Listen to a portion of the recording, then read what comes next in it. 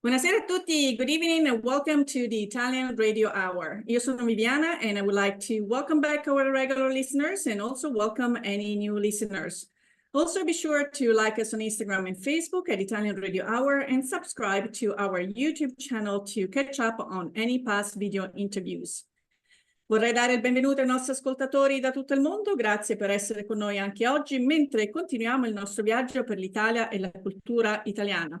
Well, when we talk about a journey into the Italian culture and throughout Italy, I think we do have the right guest with us. Joining us from Northern California, Suzanne Maggio, who is originally from New Jersey, and she is the author of an award-winning book, The Cardinal Club, A Daughter's Journey to Acceptance. And at the cusp of turning 60, she decided to embark on a physical and spiritual journey, the very famous El Camino de Santiago. And afterwards, her experiences are very well captured and documented in Estrellas, moments of illumination along El Camino de Santiago. She's also the host of the From Sparks to Light podcast, and recently wanted to connect even more with her Italian roots, and she's a dual citizenship of the US and Italy. She embarked on another solo walk, this time on the third leg of Via Francigena. So sit back and relax, don't go anywhere. She has already done all the walking for you. But a little pubblicità. Parli italiano? You want to learn, improve, or master your Italian? L'Istituto Mondo Italiano can help. Located in the heart of Regent Square, Mondo Italiano offers small group classes and one-on-one private tutoring in person or online to help you learn Italian in no time. Visit us online at istitutomondoitaliano.org. Well, welcome, benvenuta, Suzanne. It's such a pleasure to have you. Ah, grazie. Buongiorno. Nice to see you. Well, this is, I think it's going to be a very interesting conversation because we're going to go into the many different aspects, not only of a solo walk, but I think the walk in this case is not just a physical walk, it's a true journey that you have embarked on. And before we start talking about your experiences, as I said, you are in Northern California, originally from, I believe, New Jersey. Can you tell us a little bit about what is your life like in California? What do you do so that our audience can get to know you a little better? Absolutely. I live in Northern California, north of San Francisco, in a county called Sonoma County. And Sonoma County is very interesting. It's when I was walking this summer, I was walking in Tuscany, and there are many similarities. We have a lot of grapes here and a lot of wines and vineyards. We also are close to the coast, beautiful rolling hills. So it's in some ways very similar to life in Tuscany and Umbria. I am a social worker. That's my profession. I've been a social worker since I was very young. And I currently am an educator. I teach at a community college and also at a university where I teach psychology, counseling, and social work. I'm the mother of two young men who are off on their own and doing wonderfully well. And I've been married for 38 years to my husband, who is not Italian. He is from Bohemia, from Czechoslovakia region of the world. And we have two dogs and a bunch of chickens, and we live out in the rural area of Sonoma County. So it looks like you're living a pretty picturesque life. And so how long ago, and maybe take us to when you started to look into embarking on the Camino del Santiago. A few years have now come by. I don't know exactly how many. So take us, let's rewind a little bit and take us back to those years. Well, I think for many of us, as we get older, I'm an older, I hate to say that, but I am an older person at this point. I've just turned 65. But as I was about to turn 60, my kids were out of the house and living independent lives. And in the States, at least, 60 is a big birthday, kind of a a marked event. And I thought, I want to do something that is going to challenge me. And I want to do something that's kind of, just kind of different, kind of uh, a gift to myself in some ways to grow. And my husband and I had just watched the movie The Way with Emilio Oh, that is Estevez beautiful. film. Yeah, with his dad, Martin Sheen, about walking the Camino de Santiago. And I had also read Cheryl Strayed's book Wild, which is about walking the Pacific Crest Trail. And it's interesting, those two journeys really resonated with me on a very deep level. And the PCT takes 3 months to walk, and the Camino takes about a month. And I love Europe. Anytime I ever have an opportunity to travel somewhere, I always want to go to Europe because I love many of the EU countries I've been to, and love Spain. I taught for a while in Spain, in Barcelona, and I love Spain. So I thought, well, I'm going to walk the Camino. So it was a sunny afternoon in October of my 59th year, and I was turning 60 the next year. And I said to my husband, sort of one afternoon, I'm going to walk the Camino de Santiago. And he was watching a football game on the television, and without even kind of taking his eyes off the TV, he said, "Have a good time." Send me a postcard when you get there. Exactly. And I said, no, I'm serious. And he said, no, I know you are. Have a good time. My husband is not a walker. My husband likes to read. That is his physical activity. Is he goes to the gym once a day and then considers he's done it, and then he sits down and reads a book. So that was the origin. And I started that moment planning, getting my plane tickets and going off to the store and buying the equipment that I needed. And I was off to the races.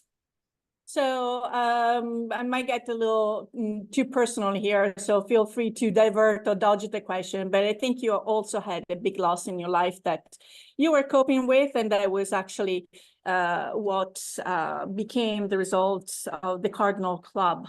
Yes. A beautiful book. Can you tell us a little bit about you had lost your mom, and that was also a way of processing probably your rapport with her? Absolutely. When I was a kid, when I was a teenager, I'm the oldest in the family, and my mother and I have a lot of similarities. And because of that, we had a challenging relationship because my mother saw herself in me, and kind of, as the oldest in this very tight-knit Italian family, really had a lot of sort of expectations that I would follow the path that she had hoped I would follow. And of course, that's not what kids do. And having 2 kids of my own, I know that story now. But unfortunately, there was a lot of contention in our relationship, even though I love my mother deeply. I struggled as a young adult to try to have a relationship with her that was one that I would be of ease, one that I sort of hoped we would have. And then unfortunately, when she was in her early 60s, she started to develop early onset Alzheimer's. And of course, that exacerbated things. She ended up living to be 79, so she had Alzheimer's for a long time. But we watched her disappear, Decline. right in front of our eyes. And in the midst of all of that, my father was diagnosed with ALS, Lou Gehrig's disease, which is a horrific neurological disease that makes the person lose all of their muscle control, nerve control. And my father was confined to a wheelchair it happened very quickly. Within a year, he was confined to a wheelchair. And suddenly, in the midst of the diagnosis and trying to wrap our heads around that, he has a heart attack and dies, and leaves my mother's care to us. And it was at that point that we realized how actually sick my mother was. My father had been covering for her and kind of living for both of them. And so that became this process of trying to figure out how to navigate that and try to figure out how we could best be caretakers for her. Well, it was a long journey. She died when she was 79. So this went on for, 18, 19 years. After she passed away, I desperately wanted to write a book about her because I was concerned, and I think most people that experience a loved one that has Alzheimer's understand this. I wanted to preserve her. I wanted to hold her in some way so that she wouldn't disappear the way the disease had taken her personality. And I wanted my children to be able to remember their grandmother. And so I started writing. And of course, as most writers know, what came out was not the book I thought I was going to write. What came out was my reconciliation with her and my understanding and depth of compassion for who she was and the life she had lived, and my understanding that, she did the very best she could. And I didn't have a right to be mad at her for that. She did what she could do. So it ended up being profoundly therapeutic for me, although I never thought that's what was going to happen. And by the time I finished writing, all of that stuff that I had held since I was a young person was all gone. I was able to really appreciate who she was. And so, yes, as I walked the Camino, I was very aware of moments when my mother would come to my consciousness. In fact, there's a story I tell in the book. We're sitting in a cafe towards the end of the Camino, and this young woman that I meet who's walking with her family, she's walking with her children, which is just amazing to me. And she's a beautiful singer. She starts singing opera. She starts singing Mimi's aria from La Boheme. And I got goosebumps. I'm getting goosebumps just telling you about it, because it was my mother's favorite opera. And my mother loved Puccini and loved opera. And I felt like in that moment she was there, and I just started to cry. And she would show up many times as we walked that journey. She would be present in the things I would think about, in the places that we went to, at the people that I met. It was quite extraordinary. So you have already touched upon a couple of topics that I would like to elaborate on. First, at the beginning of the conversation, when we talked about the Camino, how you dove into the preparations, and we'll talk about it, because that's what I think most people are focusing on. And at the very beginning, the physical exhaustion, the blisters and everything. And the other one is what the experience turned out to be versus those expectations, where you might have put initial weight, no pun intended, on, versus what the Camino turned out to be. I'm holding the little batch of the Camino I was not able to do myself, and I will get a little teary because it was exactly 1 year from now. Then my brother and I had planned to do this the Camino on a Vespa, and people might think, "Oh, that's cheating." It's like, no, it's not cheating. First of all, I was going to be the solo female rider among others, but there were couples or singles. And the night before, my dad gets COVID. 9 years old. So what do you decide? You decide to stay back. So we watched the movie. We had read books, and in my room, I still have all my gear packed. Not only just the hand boxes of Band-Aids, but the Nespresso coffee or the extra toilet paper rolls. Gotta make sure you have the Nespresso. You can't go without the Nespresso. But anyway, that we lived the journey. It was good. The group that we were going to ride with had created a WhatsApp group so that they would post, and not only just the picture, we got here, we got there, but who they met along the way.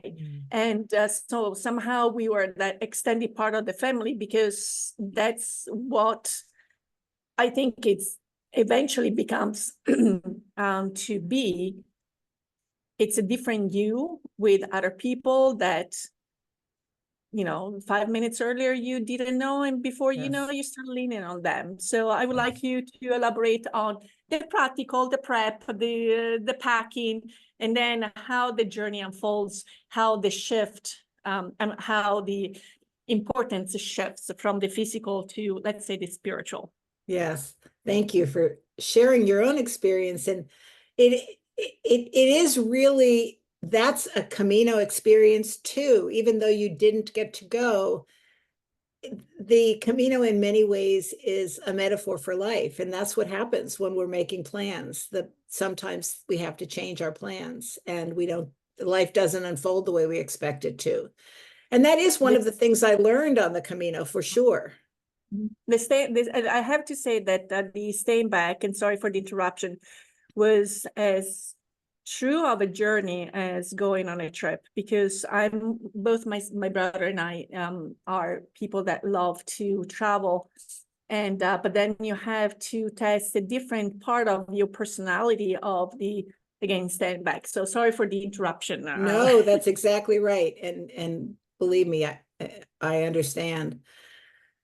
So the preparation is fairly straightforward in the sense of the traditional way to walk the Camino is to walk it, although people do it by bicycle and by Vespa, and also by car. So there are other ways to do it, but the traditional way, the way that was done in Martin Sheen's rendering of it, as he walked in the movie The Way, you walk from place to place and you carry with you your belongings, and you stay in little albergues, which are little pilgrim hostels that are set up across the walk.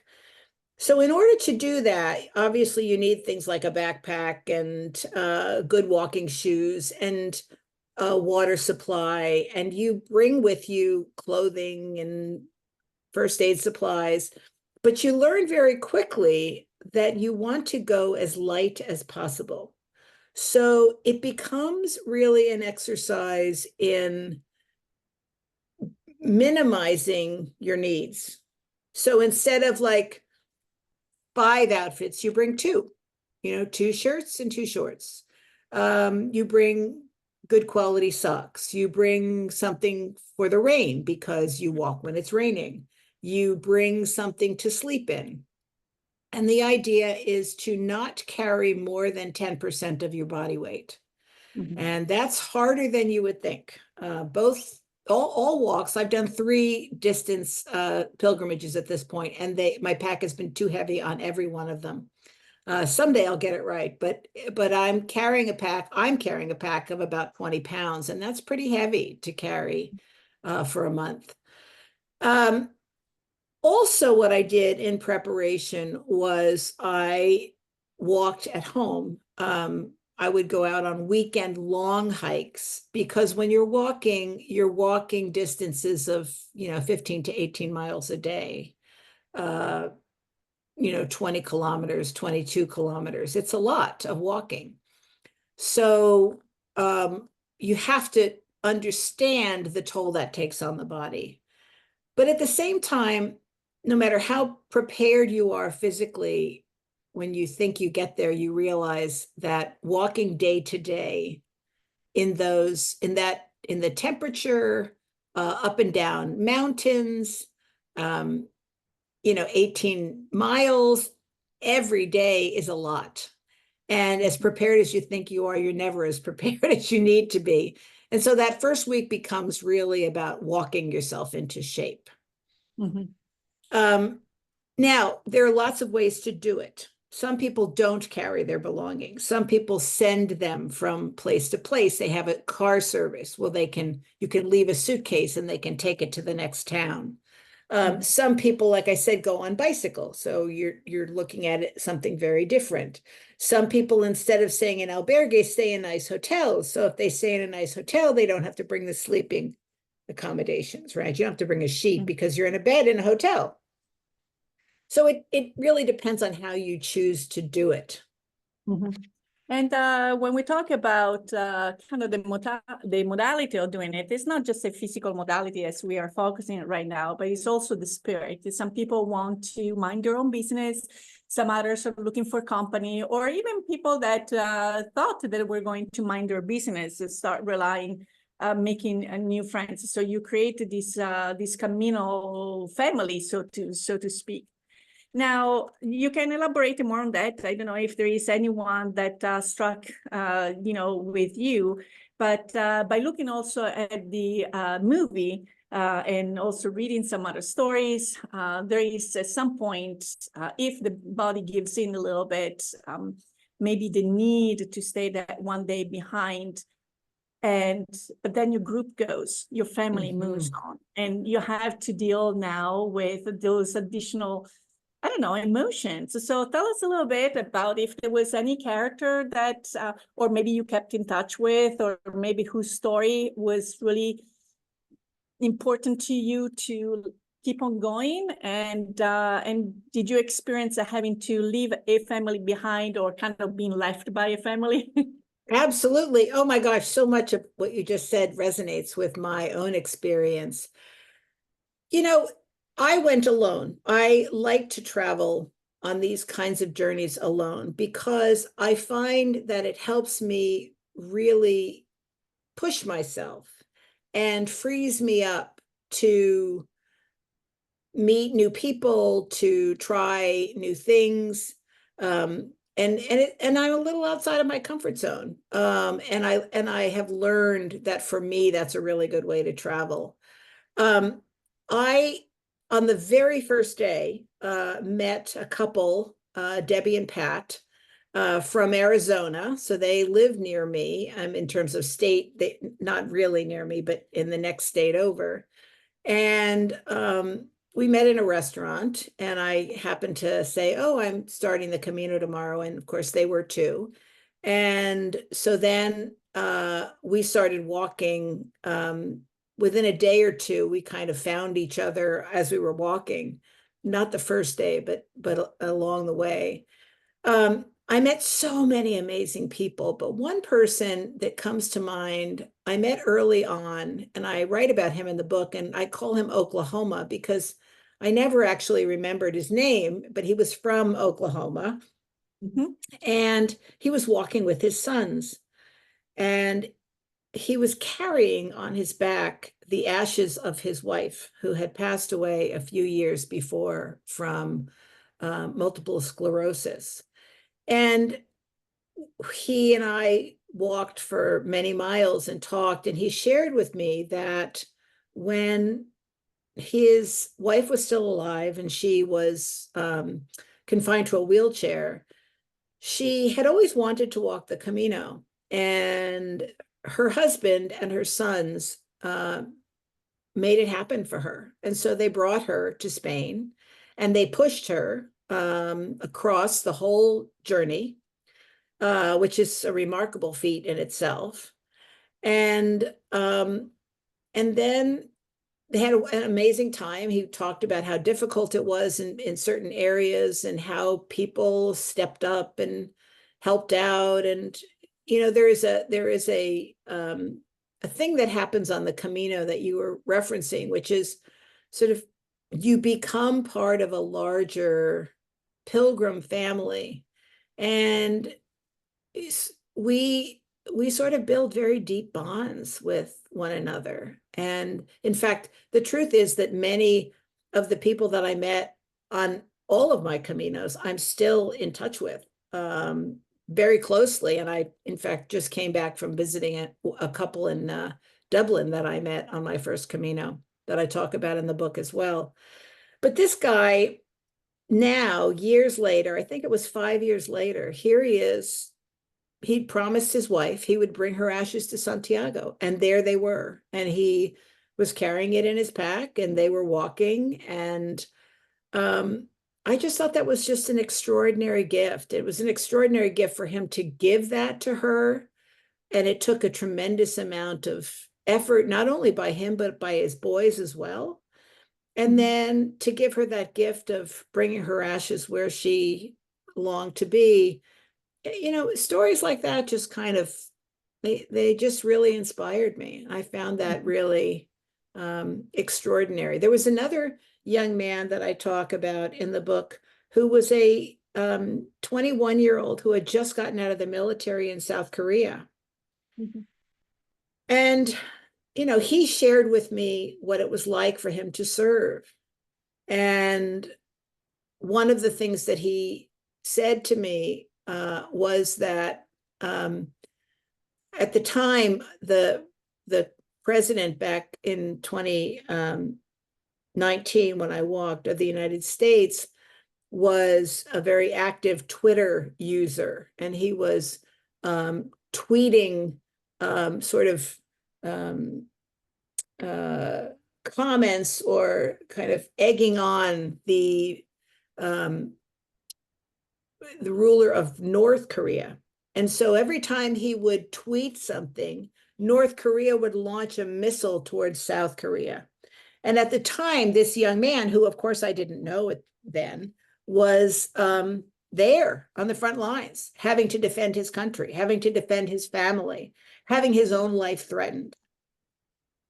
And I remember as I walked away from that conversation, being reminded of how important it is that we understand that all of our actions, every one of us, our actions affect others, whether we know it or not. And so we have I think, an obligation, maybe this is my social work coming out too, to make the world a little bit better, right? To do no harm, to not take action that could injure or hurt someone else. And when you live in a place like the United States, which is a large country, and it's easy to forget that we're part of a greater community of the world, it helps to meet people from other parts of the world and understand that the world is much smaller than we understand, right? Than we realize, and that our actions can affect one another. So there were so many stories like that. And those people became, for me, many of the learnings, of the lessons of that Camino. And could we say that maybe those are the stars of the Yes. Camino? Can you tell us a little bit about it? I don't know if I'm just kind of pulling a little too much as far as the title of the book. No, it's perfect. I'm happy to talk about that. Yes, the title Estrellas means stars in Spanish. Actually, I have to tell you that yours is the first interview I've done where you pronounced everything correctly, which I love. Even my name, everybody's like, how do you say your name? Is it Maggio? And it's like, oh boy. But of course, you know. Yeah, so the title of the book is Stars, Estrellas, and it comes from a story that occurred when I was in Carrion de los Condes, which is one of the towns along the Camino. I had been engaged in part of a kind of a sing-along with a group of nuns and a bunch of pilgrims in a little albergue in the afternoon, and it was quite moving. And it was people from all around the world, and we sang songs from all around the world, and we shared stories about while we were walking. And after we had this lovely gathering, we went to Mass. And at the end of the Mass, one of the sisters who was part of that sing-along, called us up, and she said, I have a little gift for you. And she gave us a small paper star. And the star, she handed it to us. First, she joked that it was light because we were all carrying our belongings and we didn't want to carry any additional weight. So she gave us this little paper star. And then she said, this is to remind you that you are the light and that your job is to bring light to others, to light the darkness for other people. And she said, but always remember that when we join together, we can light even the darkest night. And so that became a moment for me where I was reminded of something I obviously knew as a social worker. It's one of the things that I have done in my career. But how do we show up for one another? How do we light the darkness? How do we bring help, assistance, love, compassion, care to the people around us. And so that's what the title of the book is about. And it's about how those people lit the way for me and continue to light the way for me as I move forward in my life. So we're going to take a little break because then we're going to talk about your new adventure. Applying for Italian citizenship, need documents translation? Istituto Mondo Italiano provides certified translations and assistance services. Be sure to visit us at istitutomondoitaliano.org and schedule your free consultation. Un caffè, per favore. My first cup of coffee sets the tone for my entire day, and I get my coffee at La Prima Espresso. La Prima has been brewing Pittsburgh Express coffee for nearly 35 years. Try any of their in-house roasty varieties of beans from all over the world at home, or come and enjoy an espresso or a cappuccino at any of their locations, where the friendly baristas and familiar faces will make you feel at home. Visit laprima.com to get La Prima Espresso coffee at your door. Well, one of our little commercials about applying for dual citizenship, well, this is something that you have pursued about 10 years ago, 12 years ago, I believe, from what you were telling me before. So tell us a little bit about maybe what drove you to look into digging out all that paperwork and making it happen. For those who are listening, your processing time were much faster about 12 years ago. So good for you that you did it. Anyone that's thinking about it, do it now. But what was the impetus? What was the reason that you wanted to look a little deeper into the dual citizenship and your Italian culture? So my maternal grandfather was from Rome. And when I was a kid, I was 12 years old, we went to Rome for the first time to meet our family there. And I have cousins that live in Rome that I'm very fond of. And I was very fond of my Italian relatives and adored my grandparents. So my grandfather, my mother's father is from Rome. My mother's mother is from Salina in the Aeolian Islands. And then my father's parents are from Santa Margherita de Belice in Sicily.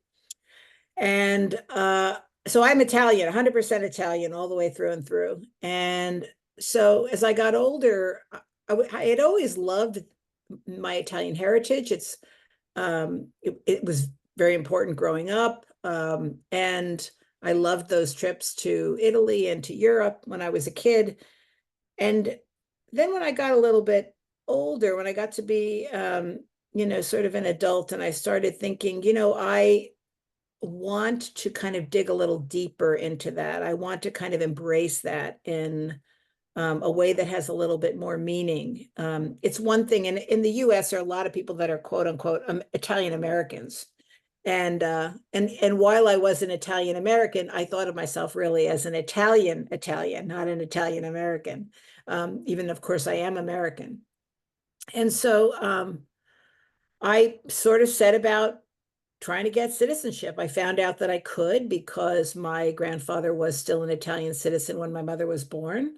And so it was fairly direct in terms of my generational connection. Of course, it's quite a process. You have to spend all this time getting documents. And fortunately, my cousins in Rome could go to the consulate commune, and get the birth certificate, right? That made a huge difference. I didn't have to go through any kind of crazy, ordering system for that.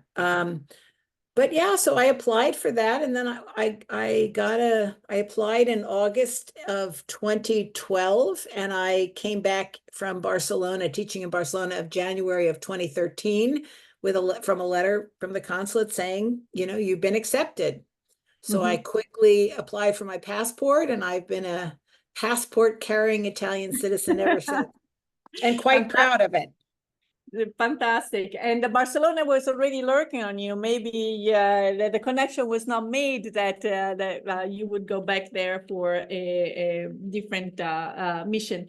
So, the conversation that, obviously some of the takings about traveling solo, whether, also as a woman, and it's a completely different experience because I love to, when my husband comes here and we travel together is one experience. When I travel by myself is another experience, and I always felt very comfortable. And it's not about being, I don't know, introvert and extrovert, because it's really about the energy of the place. Sometimes you might be the most extroverted person, but if you don't feel that energy, I will be like a little fly on the wall, wherever the expression is. But if you find that the terrain is malleable or something, and so you decided to set up on this new walk that is indeed the Via Francigena. What did you know about it, or what can you share with us about the meaning of this beautiful, beautiful road? Well, so what did I know about it? Not a lot. I was giving a talk one day and about estrellas, and a friend of mine, her husband my friend and her husband are both from England, but her husband is Italian as well, and his mother was born in Italy. And so he was saying, as he was listening to my talk, boy, you've inspired me, Suzanne. I want to go on a walk myself, and I'm going to walk on the Via Francigena. And I said, the what? And he said, the Via Francigena. I said, wait a minute, tell me about that. And then he told me that it's this extraordinary pilgrimage that goes from Canterbury, England, all the way to Puglia. Puglia, yeah. And I thought, oh my goodness, wait a minute, walking in Italy, that sounds incredible. And so it's a very long walk, as you would imagine, walking from Canterbury to Puglia. So basically, it's sort of thought of in sort of two halves. There's one half that goes from Canterbury to Rome, and then there's sort of the second half, the southern half is from Rome to Puglia. And the Canterbury to Rome journey is kind of broken up into 3 legs. And so the last leg, the leg that I walked, is the walk from Lucca to Rome. And so you're walking through Tuscany and Lazio. And when I heard about that, I thought, I am going to do that because I love Italy and I love travel and I love walking and I love Italian food and I love, love, love, love, love. Yes, I'm going. So I set about preparing to go. And unfortunately, my husband was diagnosed with cancer right as I was about to leave. So I didn't get to go that year. That was supposed to be 2023. And then he got better. He went through a lot of treatment. He's doing great now. He's a year out of his diagnosis and of his surgery, 2 years from his diagnosis, and he is cancer-free. And so this was the year I got to go. So I left on May 23rd. I flew to Rome, took the train to Lucca, and began walking. And I have to say it was an extraordinary journey. It was incredible. I'm going to share a picture, but I don't know where this is from, whether it's the previous or that's the Camino de Santiago. Yeah, that's the Camino de Santiago. The pictures that was so a little bit of curiosity, because now there is an element of novelty there, because when you focus on the physical challenge, it's like, oh, I've done this. So because that's also the enthusiasm that carries you through the first 3 days until then eventually you start feeling the fatigue. Yes. So what was the approach, or what kept you going on this other journey that was different from the previous one? Was the experience, it's like, I can do it, attitude? Because I'm sure also with the Santiago, the pain can sometimes be excruciating, where people might just call it a quit and say, I'm not doing it, even if that is not contemplated at the very beginning. So how was this experience? That is true. I mean, it is a taxing physical experience. There's no doubt about it. When I walked the Camino de Santiago, I got terrible blisters partway through the first walk. And I actually was worried, not that I wanted to stop, but I was worried that I wasn't going to be able to continue because I was in so much pain. It was, in fact, the blisters were so bad that I couldn't put my feet down flat. I was like walking on the sides of my feet. It was terrible. But you know, I tell that story in the book, so I don't want to give it away, but I did get some help with that. And then I had blisters a second time. This time, on the Francigena, I really didn't have blisters. I think I learned how to manage the blister thing. Took me a little while, but I did. But this walk was much more difficult physically than the first two walks. For one thing, I'm 5 years older than I was on the first walk. But also it's up and down because it's in Tuscany. So you are climbing and descending and climbing and descending. And the end of every day is a several kilometer walk up into a hill town. So just when you're exhausted, after 18 miles of walking, you get to walk straight up into San Gimignano or straight up into San Miniato. The San Miniato actually turned out to be kind of funny because we were walking up this huge incline, and one of the people I was walking with said, "There's an elevator." I said, "What?" She said, I thought she was kidding me. She said, no, there's an elevator up to the town. So at the very end, you get to take a little bit of a lift, which was kind of fun. But yeah, so there is that. And what keeps you going? I think maybe I'm just super stubborn. I'm just not willing to give up. And also, it's extraordinarily beautiful. So there's like all of this. And I was telling my friends at home, you know, when you see a picture of Tuscany, people that have traveled to Italy understand this already. But when you see a picture of Tuscany and you've never been, you think, oh, that's one place. That's a picture of a particular group of cypress trees or a particular vineyard. And when you go and you walk, you realize, no, that's the whole place. That's everything looks like that. We came back from 1 week in Tuscany, and we were in Bolsena, which is one of the stops. Yes, and we yes. ate at the restaurant at Via Francigena. Yeah, and there's yeah. silhouette and talks about it, but that's exactly it. Yes. Yeah, it's everywhere. And I, jokingly, when you go to take a picture, you just pick your camera up and shoot in any direction, and it's all gorgeous. The food is incredible. The people, the Italian people, are so extraordinarily warm and generous and welcoming. And that's a little different. Spain people tend to be a little cooler, still lovely people, but a little different in terms of style, right? And so, there's a lot of, I think, things to keep you going, there were moments when we were walking. I'm trying to remember where it was. I think it was after Bolsena. Bolsena is gorgeous, by the way. Beautiful. Oh, what a lake. Unbelievable. That day, I actually went swimming with all of my clothes on because I didn't have a swimsuit. So we arrived in Bolsena. I took off my shoes and just walked right into the lake. But that was a wonderful day. But there was one place where we were walking through groves of hazelnut trees. And yes. it was amazing. I was like, first of all, I'd never seen a hazelnut tree.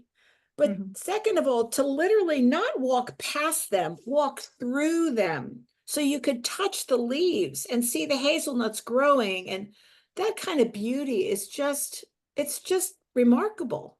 How often do we get that opportunity? Yeah, and I think it's those little things that really, have so much value. Like, for instance, if people have a vegetable garden, the first tomato they start picking out, the first fruit and so forth, and it's priceless. I mean, you can't really put a value to that if people are receptive to that, those little things. So without giving everything away, can you tell us a little more about your book, when you might expect to have it out, and if you ever happen to be on the East Coast, make sure you stop at Istituto Mondo Italiano so that we can have a nice book talk. Absolutely. I would love to. In fact, I go to the East Coast a lot because I have family there. So that would be terrific. I'll be headed that way this week, actually, for a few days. So this walk for me was really about leaning into my Italian identity. I have been thinking as a social worker and as someone who teaches psychology, what is it that makes us who we are? And I have always said, you know, I'm Italian. I'm proud of being Italian. But what about that is me? I mean, how am I Italian? I live in the United States. I don't speak Italian particularly well. I speak very poorly. But it is a goal of mine to learn Italian. And I was listening to your advertisement. I have to contact those folks for Italian lessons. You're one stop. We're a one-stop shop. Yeah, I wanted to really understand that. And so this walk, and I'm going to be writing, actually, I'm already writing a new book about this journey, is really about identity and what makes us who we are and how do we lean into that. And when I say I'm Italian, what does that mean? What part of me is Italian? How do I connect? I mean, I have an Italian passport. Does that make me Italian? Not really, right? It does. Is it part of my essence? That's where I think it really lies. And I think that's the thing that I came to, is there's a way in which it's a language, identity language or something. There's a way in which it felt or it feels when I am in Italy, like I'm home, even though I've never lived there. But when I land on Italian soil, when I find myself in the company of my cousins who I adore, to me, there's something much deeper there that I want to explore. And that's what I'll be doing as I write, is really understanding what does that mean? And that's true for all of us. Identity is part of all of us. How are we who we are? How do we become that? Yeah.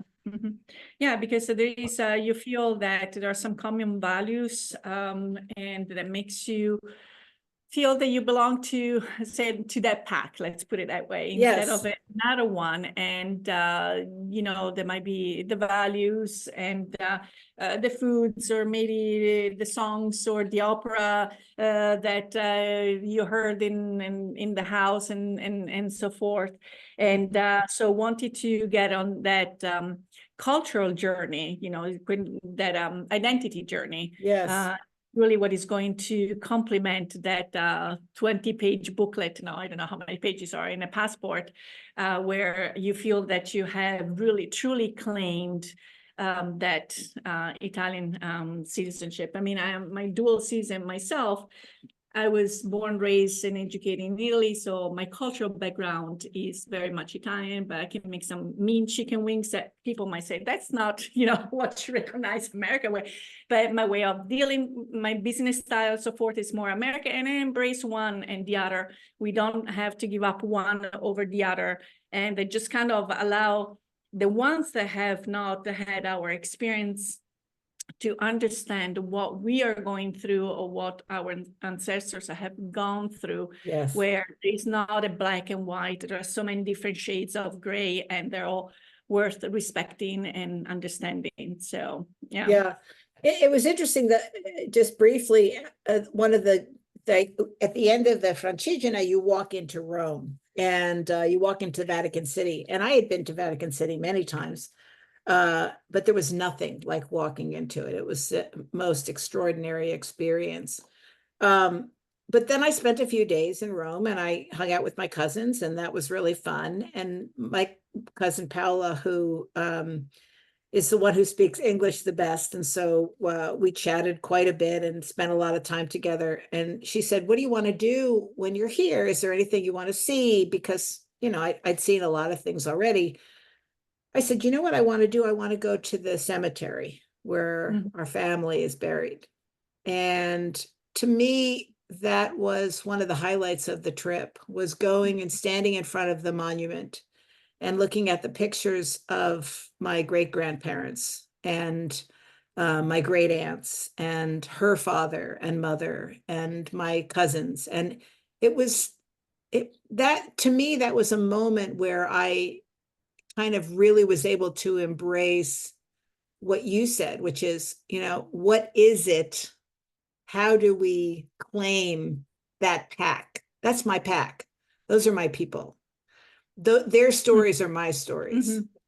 And, we were joking because my great grandfather, Domenico, actually was the one who kind of set the whole thing in motion that my grandfather ended up in the United States.